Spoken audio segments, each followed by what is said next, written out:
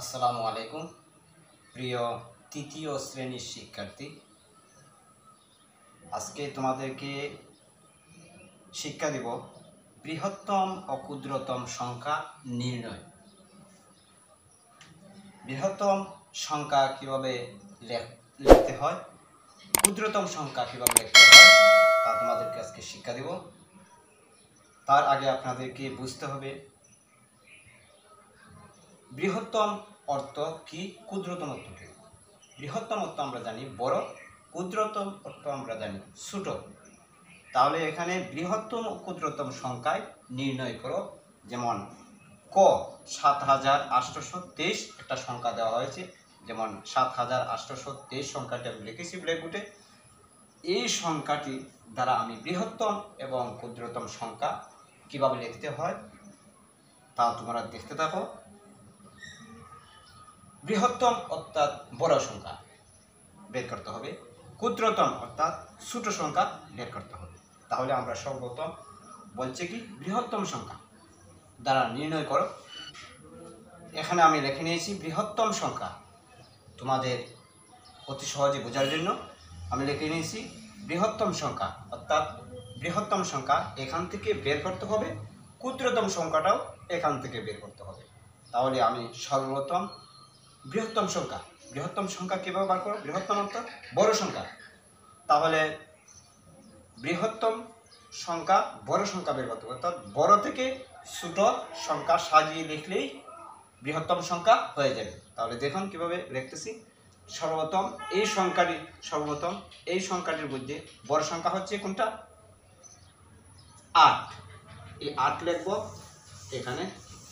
এরপরে ছোট মানে বড় থেকে ছোট সাজিয়ে গেলেই বৃহত্তম সংখ্যা বের হয়ে যাবে। এরপরে ছোট হচ্ছে ৭, এরপরে সংখ্যা হচ্ছে ৩, ছোট সংখ্যা হচ্ছে ৩, এরপরে ছোট সংখ্যা হচ্ছে ২। আমরা বৃহত্তম সংখ্যা পেয়ে গেছি। বৃহত্তম সংখ্যা কত হয়েছে? ৮৭৩২। এখন বলছে কি ক্ষুদ্রতম সংখ্যা, অর্থাৎ ছোট সংখ্যা বের করতে হবে।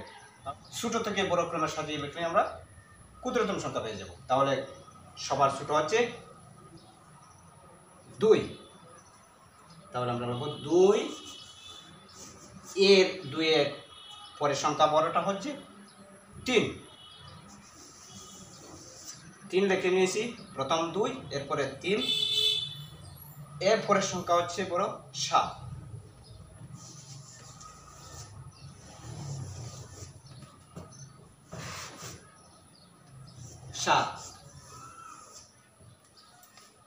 এরপরের সংখ্যা হচ্ছে ৮।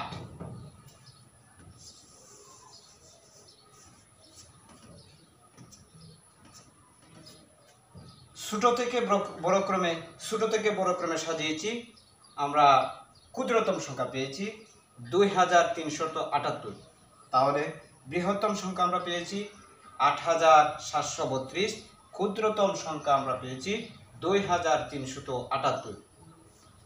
৮৭৩২ সংখ্যাটা বেশি। ৮৭৩২ সংখ্যা হচ্ছে বৃহত্তম অর্থাৎ বড় সংখ্যা। ২৩৭৮ হচ্ছে ছোট সংখ্যা অর্থাৎ ক্ষুদ্রতম সংখ্যা। তাহলে দেখতেই পারছো আমি বৃহত্তম ও ক্ষুদ্রতম সংখ্যা কিভাবে নির্ণয় করতে হয়। তাহলে আমি ক ৭৮২৩ সংখ্যা দিয়ে তোমাদেরকে বৃহত্তম ও ক্ষুদ্রতম সংখ্যা কিভাবে নির্ণয় করতে হয় তা তোমাদেরকে আমি অতি সহজে দেখিয়ে দিয়েছি। আমার এই ধরনের নিয়মিত ভিডিও পেতে হলে আমার চ্যানেলটিকে সাবস্ক্রাইব করুন এবং আমাদের সাথেই থাকুন।